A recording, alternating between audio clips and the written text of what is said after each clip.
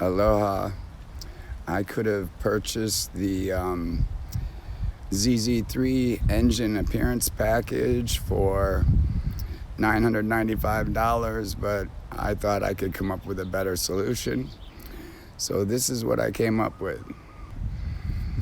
I went and I bought $18 worth of high temperature engine enamel, and I painted the engine cover. That's removable with 4 10mm bolts, and both horizontal struts that are removable with 4 T40 Torx bits.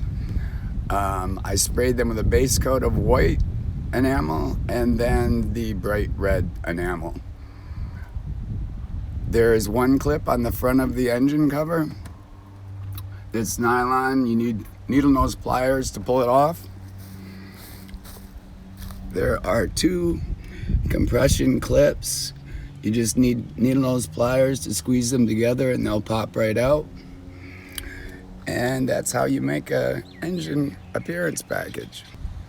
If you're gonna have a mid-engine sports car, you should be able to see the engine through the glass. So that's what I did. Aloha and be safe.